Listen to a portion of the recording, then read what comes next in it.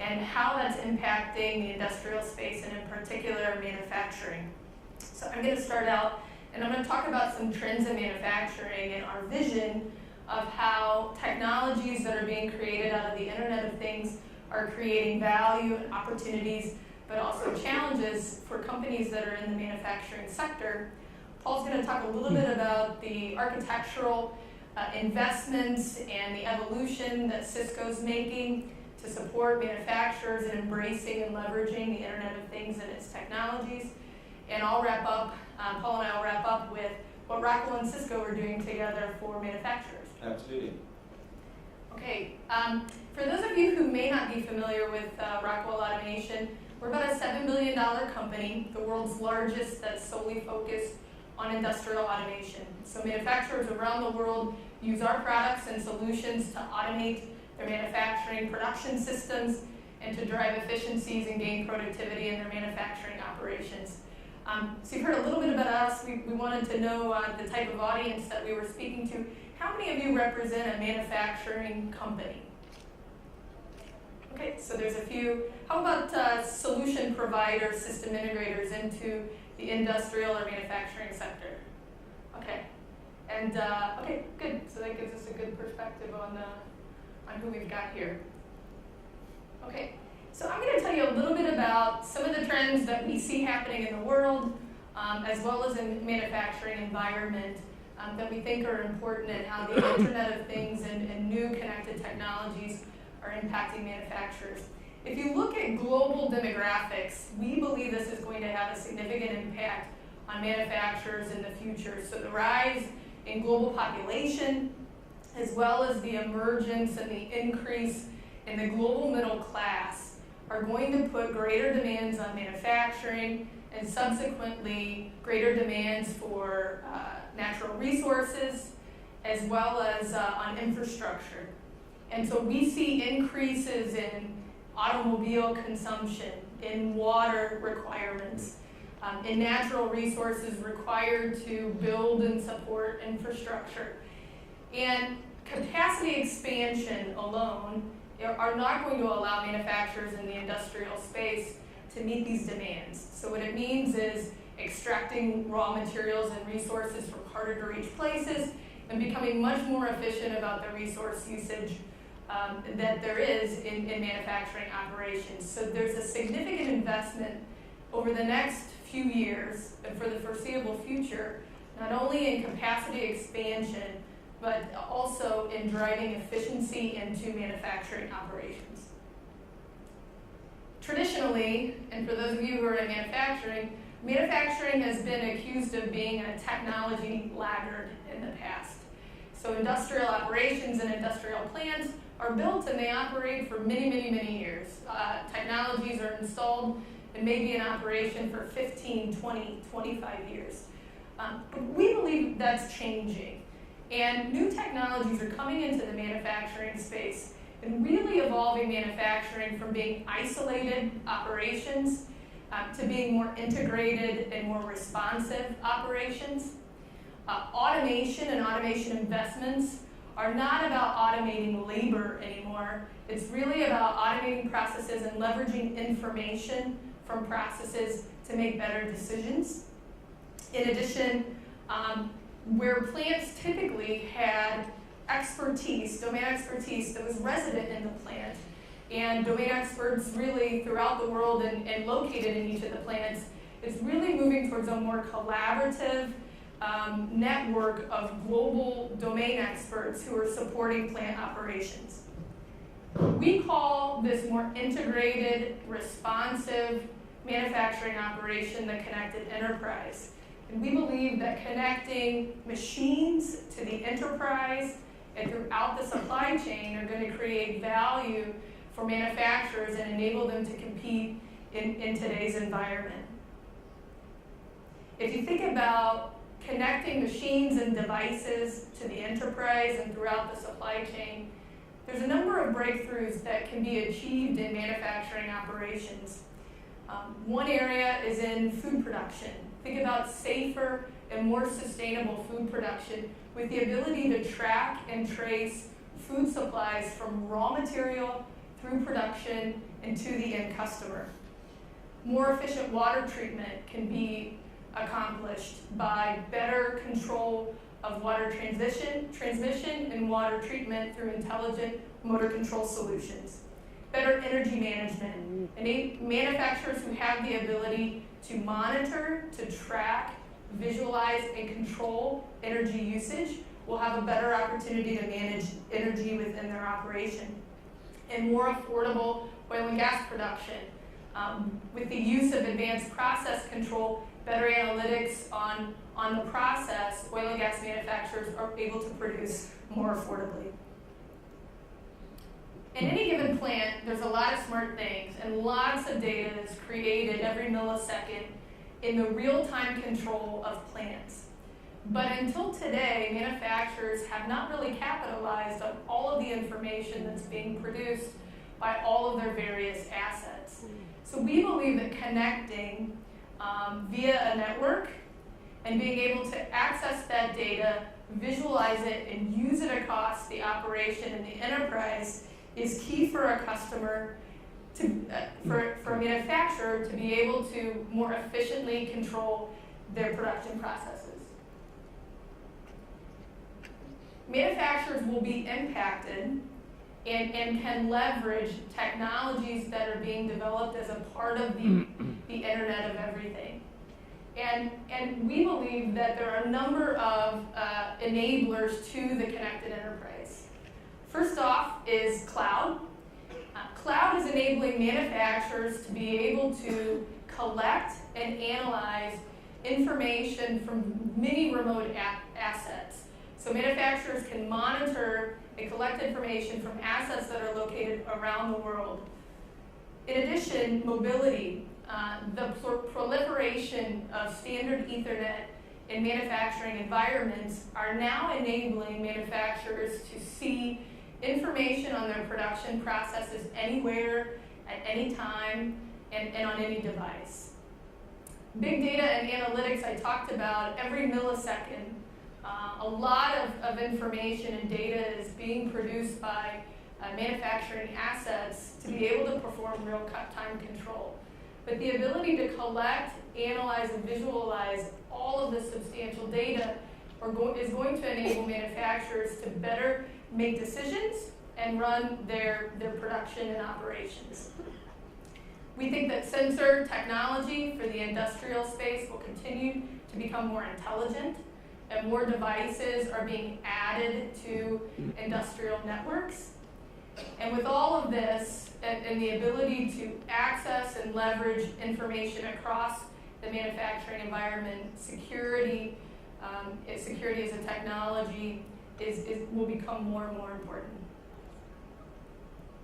So there's a lot of benefit in manufacturing to leveraging new technology to connect from the machine to the enterprise and across the supply chain. But there are many challenges for manufacturing in order to do so. Organizational alignment and talent are very critical to a manufacturer being able to be successful in integrating their operations. If you think about it, traditionally, operations technology and information technology have been very separate groups within manufacturing organizations. The service levels, the objectives, the technology historically has been very different. That's converging now, and what that requires are organizational structures that help those parts of the operation align, as well as there's new capabilities and really a new type of information technology and operation resource that's required that understands the real-time resiliency requirements of a manufacturing environment, but also understands information technology as well. Technology adoption, so I talked about that manufacturing was considered a laggard, but technology adoption, more rapid technology adoption, is very important for manufacturers moving forward. Securing operations will become much more important, and driving standards, adoption of standard Ethernet across the manufacturing space is going to be a challenge and also an enabler to achieving a connected operations and enterprise. So I'm going to hand it over to Paul, and he's going to talk about what's happening in technology, and then we'll talk about a little more about what we're doing today. Thanks, Tessa. So I'm just going to go back one slide because I think there were some things that you mentioned that I'd just like to touch on. But just for the audience's sake, for those that don't know, Cisco and Rockwell have really come together in a very collaborative way, and for many years have been building out systems at a plant floor level to really bring to life something that we used to call the sensor to boardroom strategy, where we can actually get all of the relevant sensor data, make sense of that data, and then make some real either factory floor-based decisions at the factory floor layer, or alternatively make some decisions on the information coming through from the sensor networks on a financial basis as well. And the first industry that really started to adopt this whole sensor to boardroom strategy and drive together the integration of IT and OT that I personally was involved in was actually the mining industry. So, roughly 6 or 7 years ago, some of the key mining houses around the world, like Anglo American and BHP Billiton, started to already integrate the IT and OT functions because they realized that that was a great way to drive better visibility across the whole line of operations and obviously to drive operational efficiencies. But as we move into this new era of the Internet of Everything, I think what Tessa shows here is clearly the way Cisco sees the world as well. So we really see the world evolving into 3 spheres. We talk about cloud. So cloud's going to become de facto as we go forward. And to that end, I don't know how many of you are aware, but Cisco just announced our intercloud some 4 weeks back. So our vision is to build out the world's largest cloud.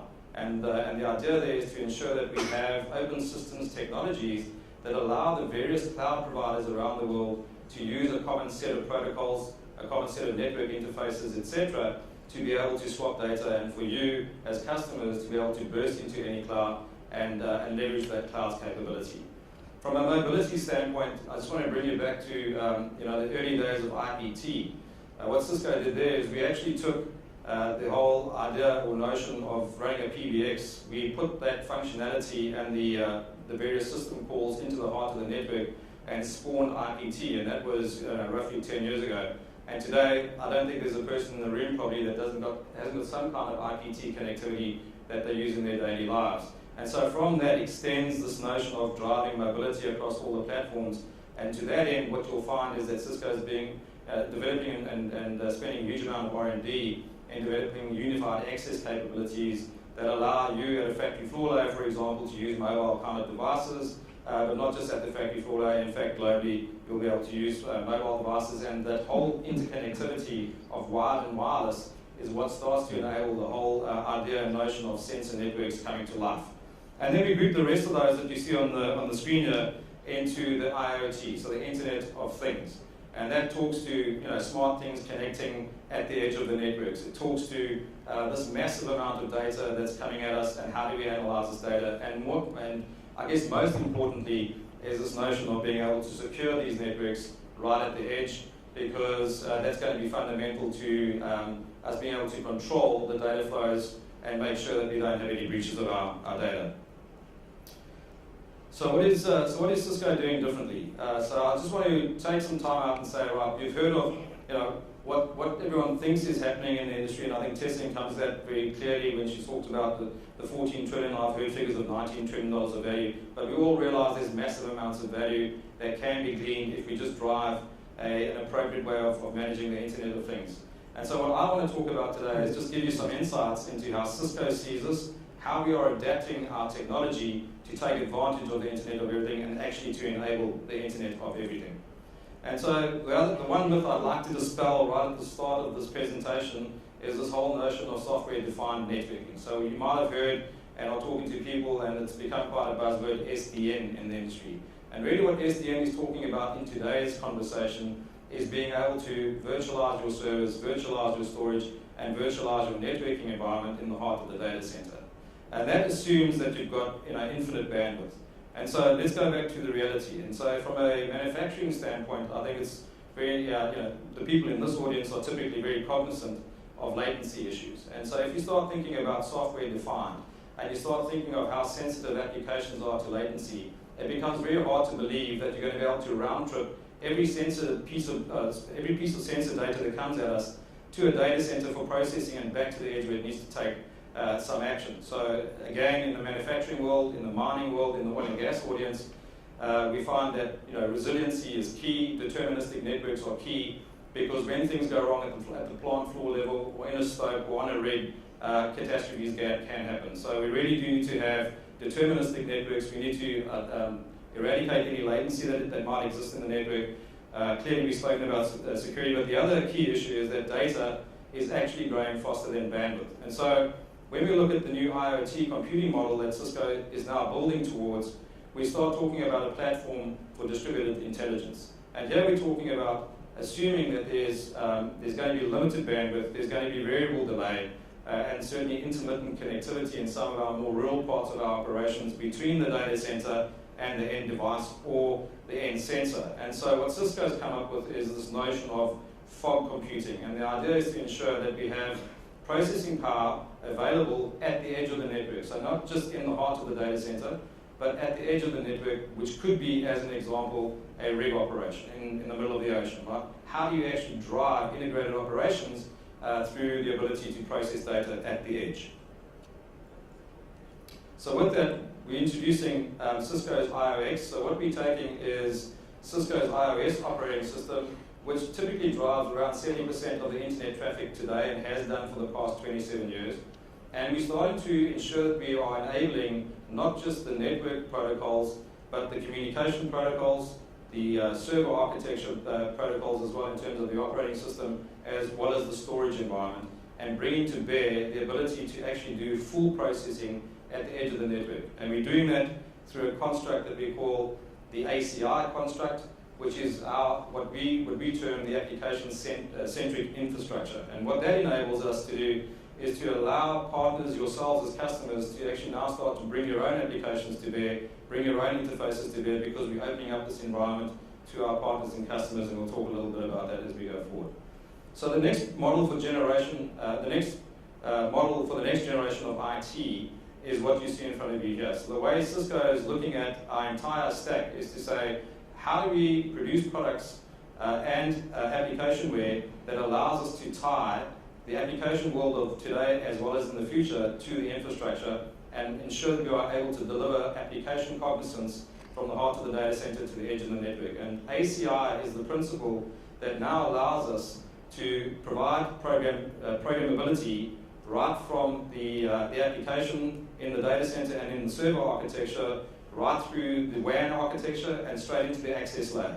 So where you see us focusing, the majority of our R&D right now is going to be in unified data center architectures, the core networking architectures, the unified access piece, and then of course security. And we see that as coming together. So we feel that the customers of today and the customers of tomorrow are no longer going to consume IT in their various silos. So you're not going to buy a server and then go and buy networking and then try and see how you're going to do access, because a lot of the way you're going to interact with your plants and with your operations is going to be through cloud-based architectures.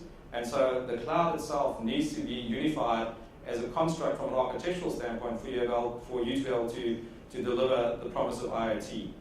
And so what we're doing is we're actually building out an IoT-based middleware layer that we call the unified platform architecture. And the unified platform is really, it consists of three key areas. It's the infrastructure platform, and I spoke about ACI and the ability to program down to the ASIC level.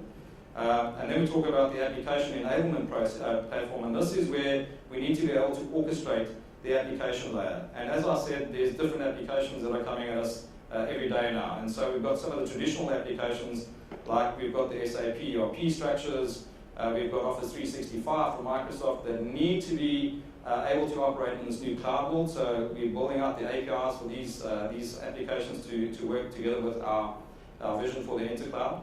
And at the same time, we've got applications that are born in the cloud that need to also interface to the architecture, and those would be applications like WebEx that you might be using yourselves. So again, it's about how do we orchestrate these application architectures. It's about making sure that we provide real-time analytics so you can actually do something with the data and also take action on the events of the data. And at the same time, as this plethora of data grows with all of these millions and billions of sensors connecting to a network, you have to be able to make sense of this data both in static format but also with data in motion. And so you're seeing Cisco investing very heavily into some key software application platforms, which I'll talk a little bit about as I go forward. And then from a services platform, we're building out a lot of capability around smart services. And so, Cisco's got a very rich heritage in the internet, as you know, having supported the internet to the tune of roughly 70% of internet traffic around the world. And so we have a very rich database of events and correlation of events that could take place in the context of using the internet for various types of traffic. And so we're making this available via these north and southbound APIs for you to actually start allowing our customers and partners to make sense of some of the events that are taking place in the network at any one point in time. So what this all means is we're actually starting to enable a whole lot of capabilities for you as customers and as partners, and some of you might be partners in this room, for you to be able to bring your own applications, develop through the use of the SDKs that we're making available to actually run in the heart of the network. At the same time, we're allowing interfaces to be built that are then put into our enclosures, and by the same token, Cisco is building out our own devices that fit into our partners' enclosures. And so therefore, bring your own enclosure becomes a reality. Bring your own sensor, knowing that there are going to be different sensor data types and different protocols. The network has to be exceptionally extensible, so clearly what we're doing is we're trying to provide for the various layers of protocol that come into the network, and we have a variety of techniques that we do that with. And then bring your own operational management. So these could be operational management structures that you require to manage your data on a daily basis. So when we look at the Cisco Internet of Things portfolio, what you'll see is this has really started to mature over the last 3 or 4 years now. So whilst we've been providing a plant-based capability and access through the joint relationship with Rockwell, we also are now starting to build out in the area of routing, field area networks, embedded networks, and physical security. And when Tessa brings it home, we'll talk a little bit about some of those. And so these are all underpinned by data center virtualization, by network management technology, and security as a key enabler. And then, as I mentioned, fog computing. So when we look at some of these enablers, we're talking about, obviously pervasive clustering and pervasive networking, and this is all key in terms of determinism from a manufacturing standpoint. We're talking about deterministic Ethernet, and we've been working very closely with Rockwell on that for many, many years. But I just want to quickly fast forward into the data virtualization space. So we speak a lot about big data. You hear a lot about big data and how we have to deal with big data. And so Cisco started investing quite heavily in a data virtualization platform. So we're moving away from just server virtualization and storage virtualization and network virtualization into this era of data virtualization. And we've just bought a company called Composite. And so what that really allows you to do is virtualize your data that may be stored across a myriad of different databases or data marts that exist, and present that data. Well, it's a layer, again, it can be conceived as a middleware layer between the data store and then your visualization programs that exist out there when you're trying to analyze your data. And so from a data virtualization standpoint, we find this is a very compelling piece of technology that allows you to very quickly assimilate what data is already in a static state, and then to make use of that data. And by the same token, we also realize that the network is the one platform where, if you talk about zero latent access to your data, the single source of truth today lies right now at this point in time in the heart of the network. So if we have an ability to interrogate the data as it's in motion across the network, or the platform as we call it, which, as I mentioned earlier, is a combination of storage, server, WAN, and access, then again, there's an ability to have more immediate action around some of the data that's coming at you, either again at a factory floor layer or from a business decision-making standpoint. And as we look to improve our operational efficiencies, and as we look to improve the visibility of the organization, think about the kind of access we, as manufacturers, you can start to give to your suppliers. And so we're working with companies like SAP as well, and the mining industry in particular, to drive better decision-making around predictive maintenance type events, for example. And here we give the supplier, the OEM supplier like Caterpillar, access to the data and telemetry data that exists on their trucks and operations out in the mining environments, whereby they can monitor those for predictive maintenance reasons and make sure that the uptime is kept as maximum as possible. And in the manufacturing sense, that could be an opportunity to have the controllers and the drive vendors do the same from your operations. So I'd like to introduce a concept of Cisco One. So this is the open network environment. And really what Cisco has done is we've opened up the entire stack to the customer and partner community around the world. And the reason for that is because when we look at the network architecture, given that we are so prevalent on the network, we have become a de facto network standard. So we felt that by opening up the APIs, both northbound APIs and southbound APIs, we can bring the promise of application centricity truly to bear. And so we've done that now, and with that, we have far more ability for our partners and yourselves as customers to actually develop and drive faster application deployments, to drive consistency and agility across the enterprise from the sensor right through to the boardroom, and make sure that that information is passed and is able to be interrogated and made sense of all the way through from the data in motion to the static data. Obviously, improved application visibility with faster remediation. As I mentioned earlier, applications are time-bound, they are sensitive to latency, so by being able to process at the edge, we can obviously run those applications in a lot better fashion than if they had to traverse the architecture all the way back to a data center. And then with that goes increased security and productivity with provision automation. And so Cisco's invested heavily in the security layer, and our latest acquisition is SourceFire. So now we have an ability to firstly do intrusion prevention, intrusion detection. We have the ability for you to realize whether you've had an intrusion already, and a lot of our customers around the world do not have the tools today to actually know that they've been penetrated by a security breach. And last but not least, what SourceFire does is it actually takes remediation action to fix any problems in the network. So we're now working very closely with Rockwell to see how we can drive joint visioning around the security piece when it comes to integrating the sensor architectures together with the controls and the drives, and then how do we take that security protocol right through the entire stack. So with that, I'm going to hand back to Tessa to bring us home. Thanks, Paul. So, traditionally in manufacturing, there was the enterprise system, and there was the manufacturing floor. And historically, manufacturers would use isolation as the security measure, so completely isolating the manufacturing environment from the enterprise. There were very different technologies that were in place in the enterprise and networking, and also on the manufacturing floor with proprietary legacy networks. And over the last, I think, 10 years, Rockwell and Cisco have been working together because we believe the proliferation of standard Ethernet and technologies in the manufacturing environment are going to enable companies, manufacturers, to better leverage all of the information and capabilities of their manufacturing operations.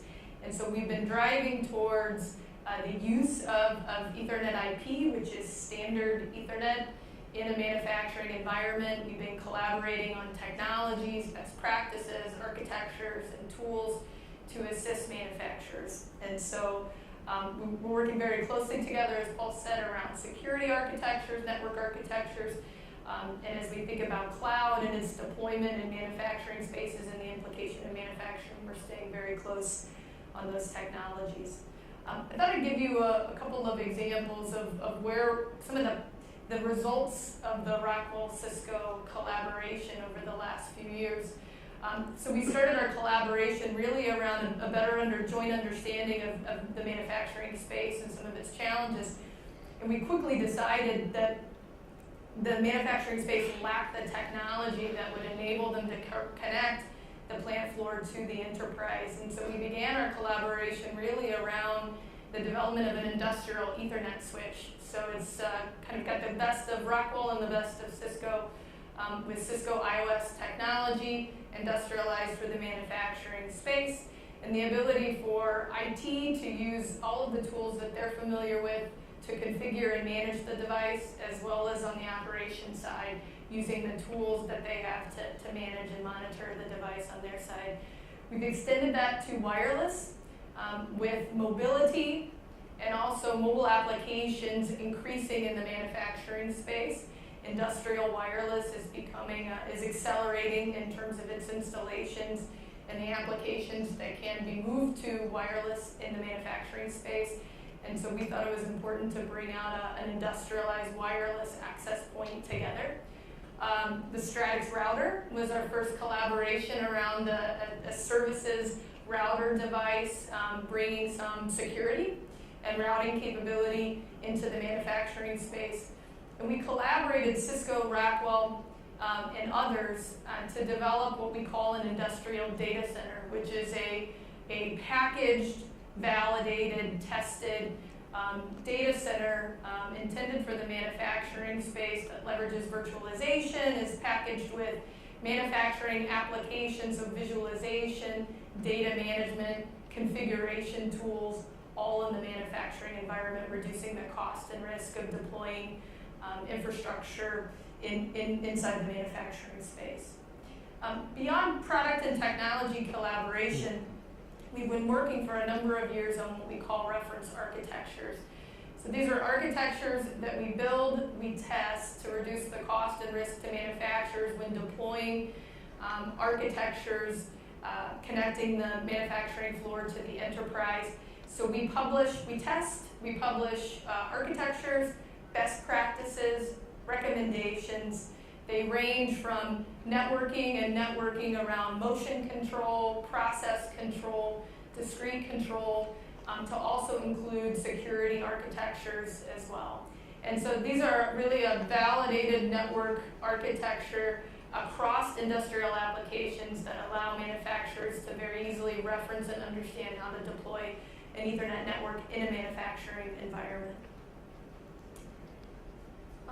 So one last area is we began a collaboration about a year ago around a resource for manufacturers and those that are focused on industrial applications who want to better understand the opportunity and the challenges in deploying Ethernet in a manufacturing space.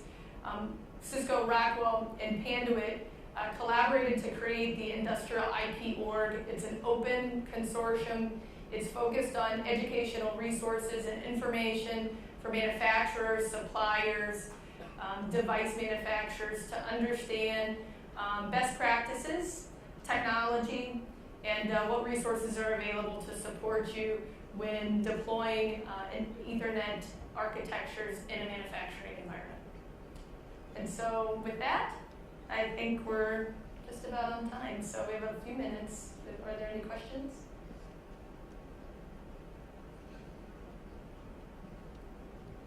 All right, well, we thank you for your time today. Thank you.